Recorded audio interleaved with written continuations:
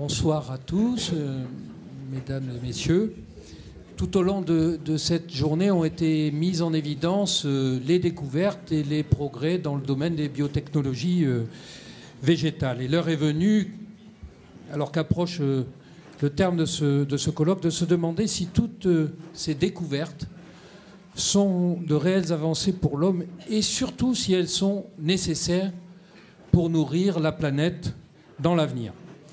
La question, du point de vue démographique, elle mérite d'être posée, puisque nous venons de franchir le cap des 7 milliards d'êtres humains sur la planète. Et vous savez qu'à l'horizon 2050, nous serons 9 milliards. Pourrons-nous nourrir ces êtres humains avec les moyens traditionnels de l'agriculture ? Alors, cette interrogation, vous savez, donne lieu à bien des débats politiques, des polémiques, et pour ne pas dire des querelles idéologiques, et qui n'ont pas toujours à voir avec la science exactement. Et il nous faut éclairer ce débat-là, cette interrogation, avec cette table ronde qui réunit donc autour de moi M. Pierre Pagès, qui est le président du groupe Limagrain, qui est le 5e groupe mondial, groupe français dans le secteur des semences, de l'agro-industrie et de la biosanté. Yves Chupot, membre de l'Académie d'agriculture, chargé de mission à l'INRA, grand expert en biologie végétale. Avec nous aussi 3 intervenants que vous avez déjà entendus dans la journée. Monsieur Caboche, monsieur Desmarais et monsieur Le Buanec que vous venez d'entendre. Alors je vais commencer par vous, monsieur Pagès et monsieur Chupot, puisque vous n'êtes pas intervenus. Vous avez posé des questions, mais tout au long de cette journée. Est-ce que ces biotechnologies, elles sont vraiment indispensables pour alimenter la planète dès à présent? Et naturellement, la question se pose pour l'avenir. Monsieur Pagès? Oui, bien entendu. Oui. D'abord, pour compléter votre fiche signalétique, je ne vais pas faire un quart d'heure sur vous. Hein. Non, je suis aussi agriculteur. Ah bon. Voilà. Ce qui est quand même important, puisque finalement, quelque part, je suis aussi un applicateur. Et si on veut regarder un peu les choses, il faut en regardant un tout petit peu en arrière. Moi, je me suis installé agriculteur dans les années 75. Bon, le rendement planétaire des céréales était d'environ 1,2 milliard de tonnes. Et aujourd'hui, le rendement planétaire est environ du double, 2,4 milliards de tonnes, et avec une surface céréalière qui est restée flat, environ donc 700 millions d'hectares. Ce qui veut dire que l'augmentation de la production a été faite uniquement avec l'augmentation de la productivité, dans laquelle, même si ce n'est pas la seule raison, bien entendu la génétique est intervenue pour une part extrêmement importante. Moi je suis agriculteur, je vous l'ai dit, et mes fonctions de président de Limagrain, parce que Limagrain est une coopérative, m'ont amené à regarder les agricultures ailleurs. Et je pense qu'il est extrêmement important de pouvoir poursuivre ces progrès, parce que malheureusement, beaucoup de femmes et d'hommes encore sur cette planète souffrent de malnutrition. Bien sûr, les progrès génétiques ne sont pas l'unique raison. On sait qu'il y a la disponibilité des terres, les infrastructures, les aménagements de sol, y compris donc les circuits de commercialisation, tant à l'entrée qu'à la sortie. Mais je pense que nous pouvons soulager une partie des souffrances de notre humanité par ce continuum de progrès, parce que nous sommes bien devant un continuum. Et ça a été dit tout au long de la matinée, d'ailleurs, donc à partir de croisements, puis de connaissances plus intimes de la physiologie des plantes, à travers des marqueurs, une sélection assistée par marqueurs. On a même vu l'embryogénèse somatique, on a vu différentes technologies qui finalement s'additionnent et permettent de connaître un peu plus intimement la physiologie des plantes pour en améliorer la performance, tant en termes de rendement que de résistance. Et l'agriculteur que je suis, il est coincé entre l'envie, d'un côté, d'optimiser son rendement, y compris pour des raisons économiques, mais avec des contraintes de plus en plus fortes des contraintes qui peuvent être d'origine climatique. Et donc là, ça touche la sélection de nos plantes sur une tolérance au stress abiotique, et puis des contraintes, y compris environnementales, ou comment induire des tolérances, voire des résistances au stress dibiotique qui peuvent aller des champignons, mais on a vu que ça pouvait être plus facilement contourné parce que bon, la micropropagation des champignons est beaucoup plus rapide, mais les champignons, virus, insectes. Et l'agriculteur que je suis, il a besoin de cette panoplie d'outils parce que sans doute que demain, hier, nous avons eu des progrès énormes sur la connaissance de la fertilisation des sols. Nous en avons eu aussi sur les produits de protection des plantes, qu'ils soient des fongicides pour lutter contre les champignons ou des insecticides pour lutter contre les insectes. Bon, tout ça n'est pas complètement sans inconvénient aussi. On parlait de résistance tout à l'heure au coton, au GM. Moi, l'agriculteur que je suis, j'ai eu dans mes champs des résistances aux pucerons, des résistances aux méligènes avec des insecticides classiques. Et parce que c'est ça la vie. J'ai eu aussi, je suis à la 4e régénération de molécules, par exemple, sur certaines mauvaises herbes comme le régras. Donc nous sommes dans le règne du vivant, ce règne du vivant n'est pas immuable. Il faut en permanence adapter la sélection de nos plantes et l'ensemble des technologies qu'on a pu aborder ce matin, y compris d'ailleurs la transgénèse, sont des outils nouveaux, sont des outils qui s'offrent à la main de l'homme pour remplir la mission du rôle de nourricier qui part du semencier jusqu'au paysan que je suis. Mais avant de recourir à ces outils nouveaux, est-ce qu'il n'y aurait pas à mettre un peu d'ordre dans le gaspillage quand on sait, on en parlait avec M. Desmarais, que 50% des stocks en Afrique pourrissent, qu'il y a en gros notre production alimentaire, c'est 50% de gaspillage. Est-ce qu'il n'y a pas d'abord à mettre un peu d'ordre dans la production, disons, traditionnelle ? Oui, ça c'est très clair. Mais malheureusement, en dehors du problème, de nos problèmes de biologie pure, enfin de génétique. Ce qui nous concerne, c'est essentiellement les pertes, soit dans les parcelles, soit pendant le stockage, le transport. Et là, on estime en gros aujourd'hui encore que en moyenne mondiale, de 30 à 40% des récoltes sont perdues à cause des prédateurs et des pathogènes. Donc, on a entendu au cours de la journée des exposés extrêmement intéressants sur cette lutte sans fin contre des pathogènes dont certains ont une sexualité extrêmement débridée, parce qu'on n'a pas entendu dans les exposés ce matin, mais c'est le cas du Phytophthora, qui justement contourne. Alors, ça a déjà été dit.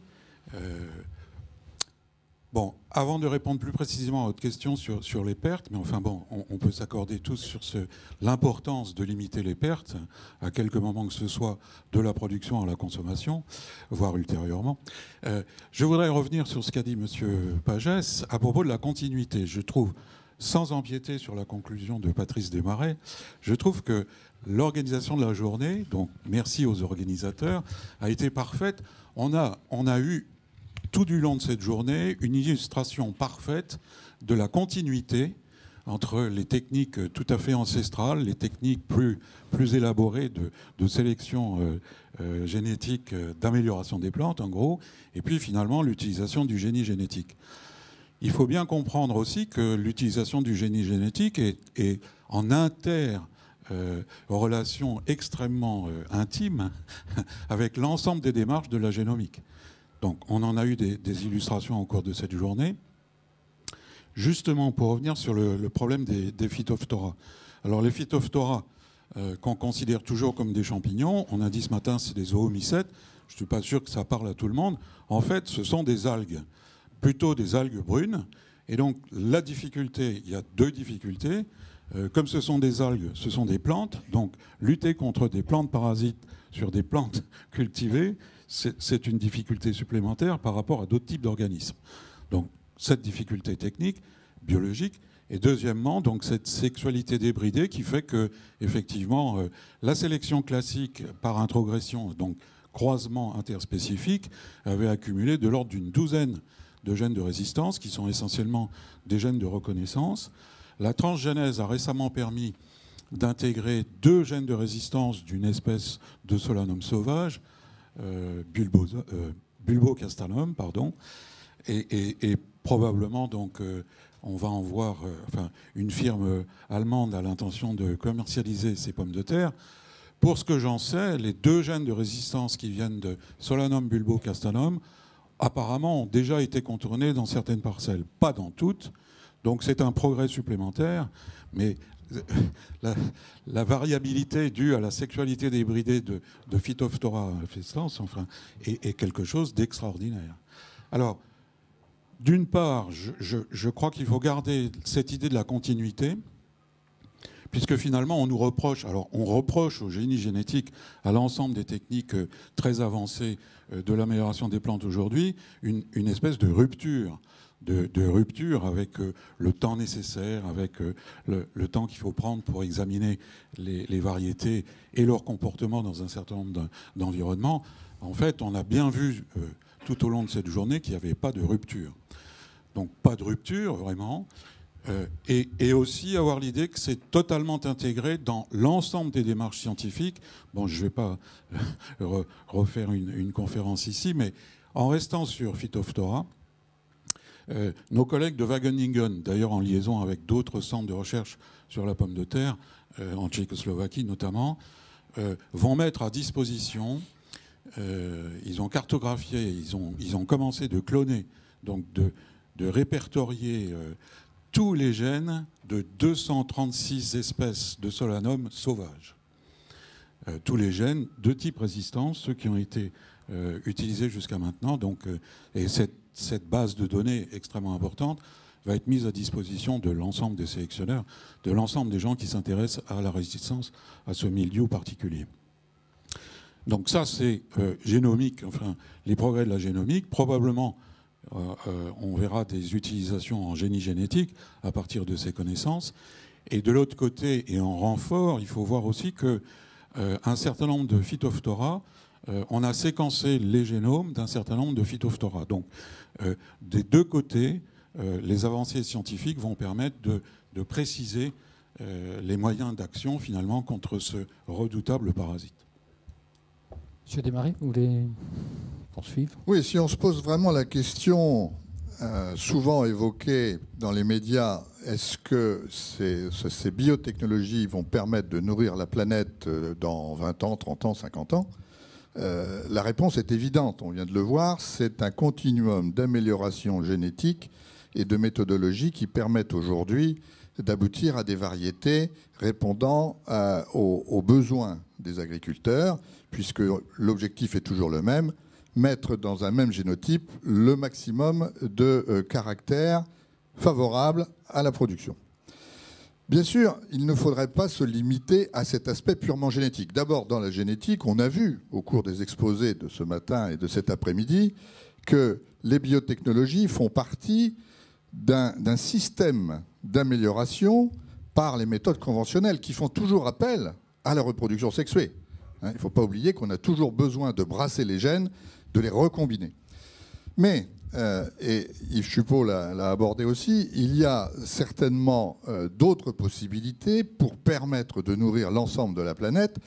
Ces aspects de gaspillage que l'on connaît dans les pays plutôt riches et qu'on trouve un peu moins, bien sûr, dans les pays pauvres, il faut l'associer effectivement à toutes ces pertes que l'on peut constater du champ au niveau des stockages.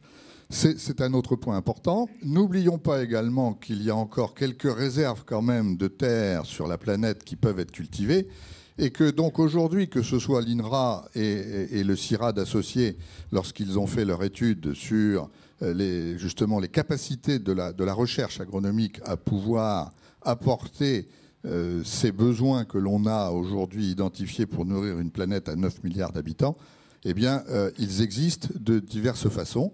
Les biotechnologies en sont un élément. Ils ne sont pas exclusifs, bien sûr, mais c'est un élément indispensable. J'ai une question. Pardon, je vous en prie.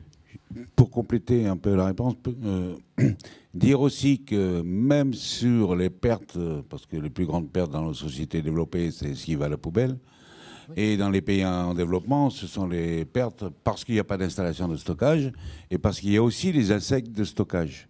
Mais nous savons qu'y compris grâce à l'ensemble de nos techniques, nous pouvons aussi faire en sorte d'avoir des gènes de résistance pour les insectes de stockage. Bon, ce qui n'a pas été dit aujourd'hui, mais je sais que ça existe. Et alors, bien entendu, ça pourrait aussi faire partie des facteurs d'amélioration donc de cette sécurité alimentaire. Mais en dehors des hectares, regardons ce qui s'est passé sur les céréales. Moi, je vais vous prendre un seul exemple. Et ça, c'est valable pour les 3 grandes céréales, que ce soit maïs, blé ou riz. Si je prends maïs, vous avez la moitié de la planète qui est en dessous de 50 quintaux et toute la zone tropicale qui est environ à 30 quintaux.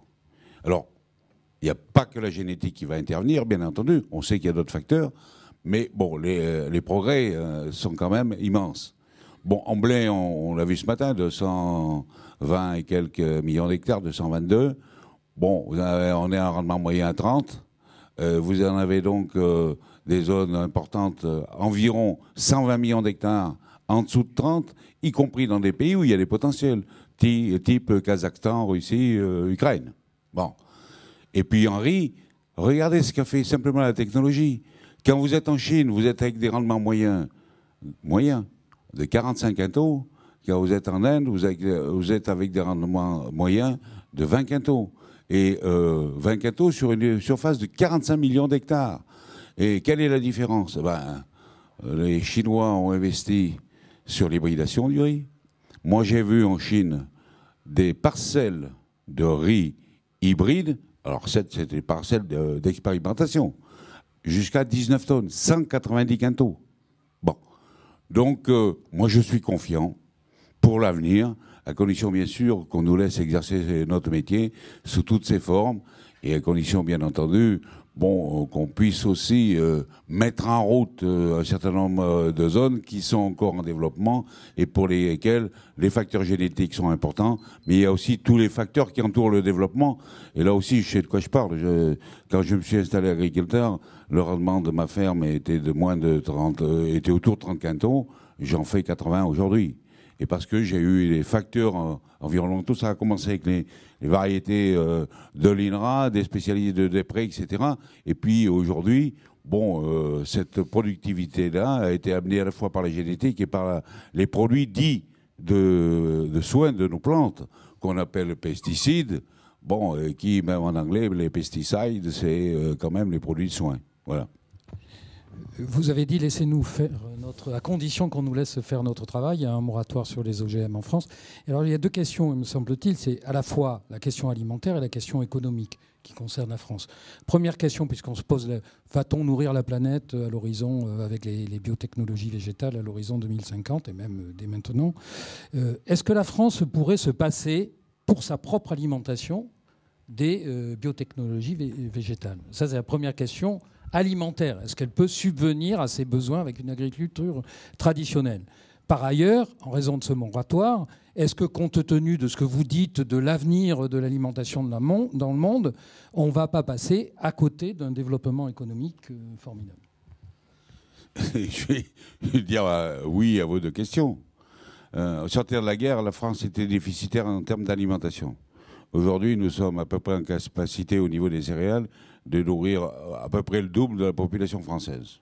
Donc oui, évidemment, on peut se passer des OGM en France, mais on est là aussi devant des options contradictoires. Parce qu'on me demande en même temps d'utiliser moins de produits de santé des plantes. Or, je peux le faire si j'ai des solutions techniques alternatives. Et sinon, à ce moment-là, la production actuelle va gravement chuter. Donc ma réponse est oui, toutes choses égales par ailleurs, mais en même temps, si mes contraintes augmentent et si je n'ai pas de solution alternative, eh bien, la production va gravement chuter sous différents aspects. Bon, premièrement, parce que notamment en termes de désherbant. J'ai de moins en moins de molécules, donc de plus en plus de risques de résistance, et en même temps, on me demande de diminuer mes doses. Or, diminuer les doses, c'est précisément accélérer les résistances. Et donc, ma réponse est oui, toute chose égale par ailleurs à l'instant T. Bon. Alors, en termes économiques, écoutez, là aussi, il faut savoir ce qu'on veut. Parce que, dans le même temps, ma production, ma ferme chez moi dans le Massif central, elle est en concurrence avec le maïs américain, y compris sur le blé, puisque vous savez que la moitié des céréales françaises partent du blé par en alimentation animale. Et dans l'alimentation animale, je suis en concurrence, frontière ouverte ou presque, avec le maïs ou le maïs ou d'autres productions qui viennent d'autres zones. Et donc, à un moment donné, j'ai cru comprendre que mon pays avait encore un peu besoin d'économie. Bon, la production agricole, c'est 50 milliards de devises, pas uniquement la production végétale. Le solde, il est positif, et Dieu sait si je crois que le solde global n'est pas tout à fait. Et donc, on ne peut pas me dire, d'un côté, vous avez été en économie ouverte, me demander d'avoir des outils, de ne pas pouvoir jouir des outils de la même manière que mes concurrents, et en même temps me demander d'assurer un rôle économique et en plus d'être plus performant en termes environnementaux. Parce que chaque fois qu'on diminue le rendement, il faut automatiquement augmenter la surface. Et si ça ne se fait pas dans mon pays, ça va se faire ailleurs. Et le meilleur moyen de protéger la planète, c'est sans doute d'être en capacité d'augmenter les rendements pour éviter d'aller cultiver soit sur des sols plus fragiles et surtout déforester. Donc, on n'est plus tout à fait isolé, on n'est plus tout à fait le nombril du monde, et on est dans une économie largement interpénétrée, avec des technologies de l'information, voire même du transport. Moi, pour descendre un train de maïs de Clermont-Ferrand à Marseille, ça me coûte aussi cher que pour amener un bateau à la tonne de la New-Orléans à Rotterdam. Donc nous ne sommes plus dans une économie fermée, et donc regardons les choses en face pour faire simple si je peux. Oui, je voudrais intervenir sur deux points. Le premier est lié directement à votre dernière question. En fait, et je crois que ça a été bien dit aujourd'hui dans toute la journée, il ne faut pas confondre biotechnologie et OGM. Et il n'y a pas de moratoire sur les biotechnologies en France. Et ça, c'est très important. Et les OGM le génétique représente une petite partie des biotechnologies, mais nous utilisons en France l'essentiel des biotechnologies, sauf la transgénèse aujourd'hui, pour développer les variétés qui sont utilisées par nos agriculteurs. Et ça, c'est l'essentiel de nos outils aujourd'hui. Un point de détail, actuellement, dans les semaines qui viennent, on n'a plus de moratoire. On verra dans 6 mois, mais dans les semaines qui viennent, on n'a plus de moratoire. Donc je crois que c'est quand même très, très important de bien penser, de bien dire que biotechnologie n'est pas égale à transgénèse, ou transgénèse n'est pas égale à biotechnologie. Et que les biotechnologies, nous les utilisons tous les jours. Sur ce point de l'amélioration des plantes, on a parlé des augmentations de rendement. Je crois que toutes les études qui ont eu lieu au cours des dernières années montrent que l'amélioration des plantes a globalement permis 50% des gains de productivité au cours des dernières années, sauf récemment, où une étude anglaise montre que du fait des problèmes sur les intrants et toutes les contraintes, l'amélioration des plantes, ça n'est plus 50%, c'est 90% du progrès. Et ça, c'est essentiel. Et pour cette amélioration, on a besoin des biotechnologies, si possible de tous les outils et des biotechnologies. Mon deuxième point, c'est sur nourrir le monde, quoi. Si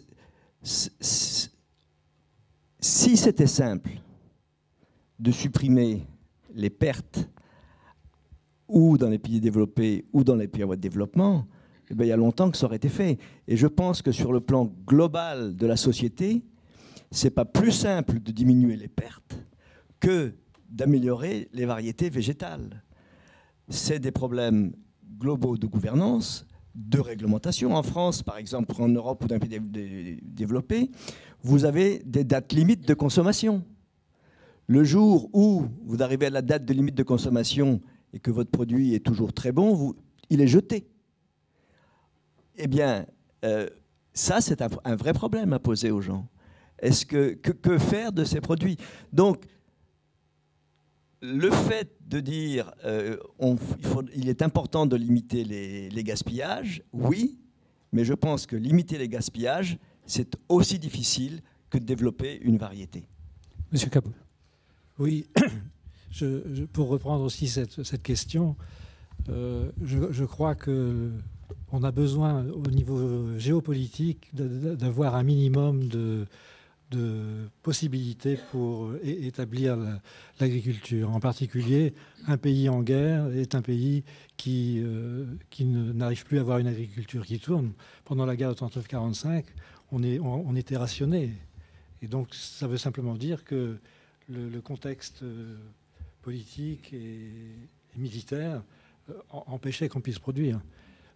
Un deuxième point qui me semble assez fondamental, c'est l'accessibilité à l'eau. C'est un problème majeur au niveau de la planète et c'est certainement un domaine où on a beaucoup à voir et à améliorer, en particulier dans le domaine des pratiques agricoles. Et puis, bon, il y a des limitations en tout genre. Quand on prépare une réunion comme celle qu'on a eue aujourd'hui, on se rend compte qu'il y a des espèces qui sont toujours un petit peu oubliées, pour lesquelles, néanmoins, il y a un marché et il y a une importance. On peut prendre l'exemple des pommes. La production de pommes est un marché qui est important dans notre pays. On ne met pas du tout les mêmes moyens sur une espèce comme le pommier, qui est difficile à travailler, et sur des espèces de grande culture. Donc, tout ça a fait qu'on a une situation de l'agriculture dans notre pays qui est assez complexe, avec des zones de force, et à côté de ça, des insuffisances notoires qui nécessitent d'être corrigées. Vous avez utilisé le mot OGM qui n'a pas été prononcé de la journée, puisqu'on a dit biotechnologie végétale toute la journée. Je voudrais y revenir un instant dessus. Bon, on sait qu'il y a 150 millions d'hectares, je crois, je pense sous votre contrôle, qui sont exploités à travers le monde.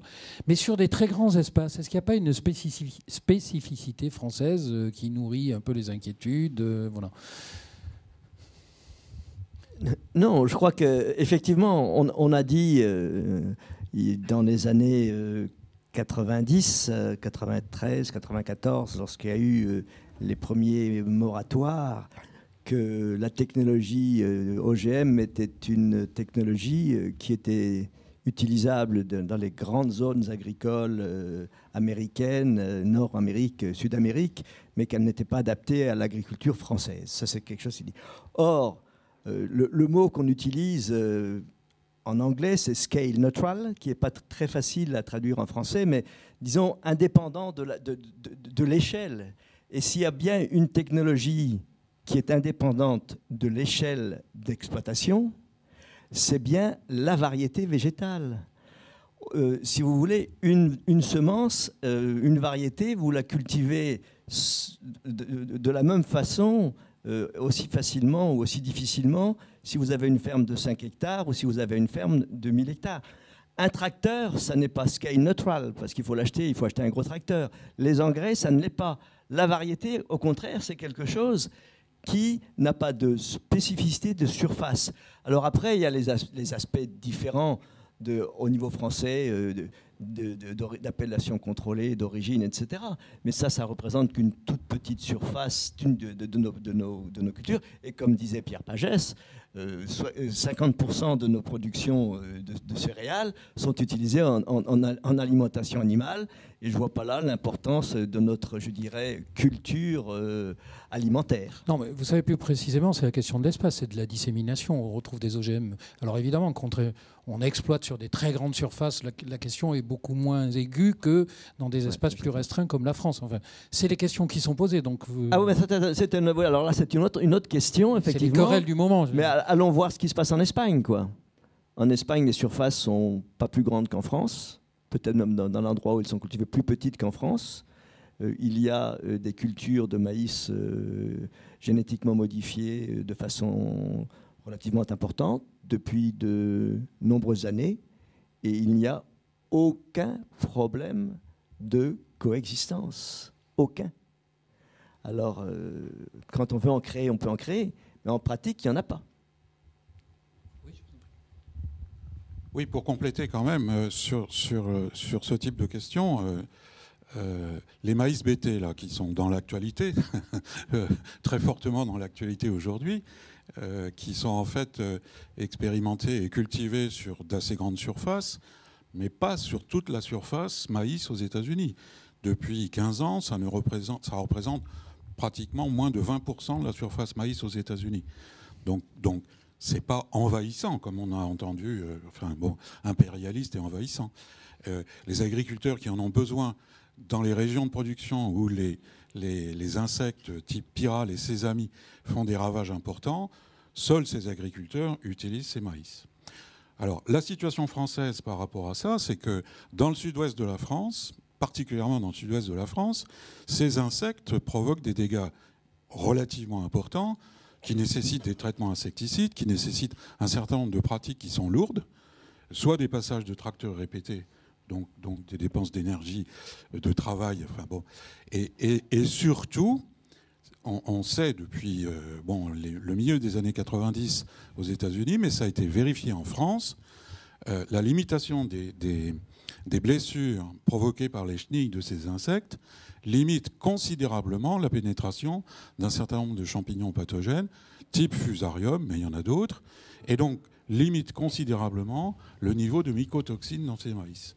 Or, il se trouve que justement, dans le sud-ouest de la France, les conditions sont chaudes et humides, ce qui plaît bien au maïs, mais justement, ça plaît beaucoup à la pyrale, qui fait jusqu'à 3 générations. Bon, donc, pour des raisons de santé animale dans ce cas-là, mais c'est pas négligeable non plus, il serait tout à fait intéressant de pouvoir cultiver ces maïs justement dans ces zones où le problème se pose. Ça éviterait des dépenses d'énergie, de travail, des passages de tracteurs, enfin bref.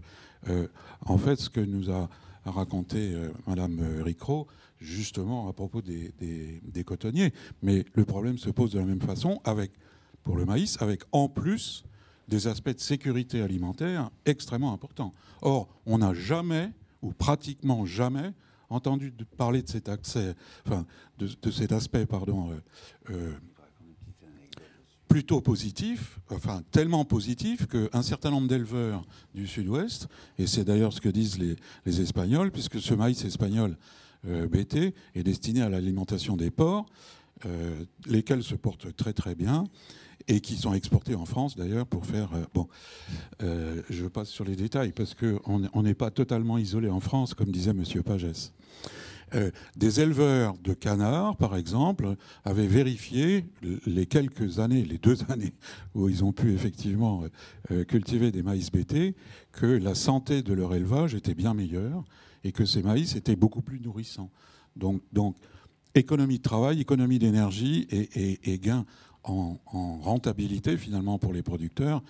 Je pense qu'il y a un aspect dans tout ça, alors OGM ou pas OGM, mais c'est quand même des notions de productivité. Alors ça, c'est dans la compétition internationale, la productivité de l'agriculture qui a déjà considérablement augmenté, mais on est encore à la recherche d'augmentation de productivité.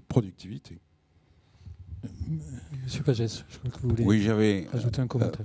À ce sujet-là, envie de vous raconter une petite anecdote au sujet de la qualité des maïs due au fait qu'ils résistent aux insectes. Avec une petite délégation française, cette année au mois de février, nous sommes allés trouver nos amis marocains parce qu'en gros, on leur vend 50% de leurs besoins en céréales à paille, c'est-à-dire en blé, et puis ils ne nous achètent pas 1 kilo de maïs. Donc nous sommes allés au contact des importateurs, des clients, des agriculteurs qui élèvent les poulets, etc. Et dans le premier le grand forum, on leur a posé la question pourquoi ils ne nous achetaient pas nos maïs. Alors ils nous ont posé la première question qu'ils nous ont posée, est-ce que vos maïs sont OGM? Alors bien sûr, nous on a expliqué que non, et on pensait réellement que c'était un atout auprès des populations pour leur éviter de manger les OGM. Ils nous ont dit s'ils ne sont pas OGM, on n'en veut pas.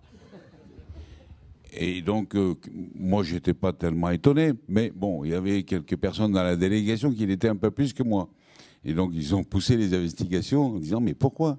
Ben, il a dit, écoutez, voilà, le coefficient d'assimilation d'un élevage de poulets par rapport à la qualité sanitaire du grain de maïs entre un maïs qui est BT et un qui ne les prend, le taux de mycotoxine étant tellement plus bas que notre élevage se porte beaucoup mieux. Voilà. Donc circuler, rien à voir. Quand vous aurez des maïs OGM, vous reviendrez nous voir. Bon, et en plus, on est devant une contradiction assez importante, puisque l'Europe achète l'équivalent en volume, l'équivalent de la récolte de maïs et de blé additionné, c'est-à-dire environ 55 millions de tonnes, donc de denrées, notamment de tourteaux de soja, mais pas uniquement, y compris des drèches de maïs, qui sont issues des usines américaines et qui sont dans de larges proportions donc des plantes OGM. Parce que quand même, là, sur la surface, là, alors si on prend BT, mais si on combine BT Roundup, en gros, c'est 75% des surfaces, au moins, aux États-Unis, qui sont cultivées OGM. En gros, quand vous avez enlevé les 20% de refuge, pratiquement toute la surface, ou presque, est OGM. Et je crois que c'est l'heure de conclure, et c'est M. Desmarais qui va conclure votre journée.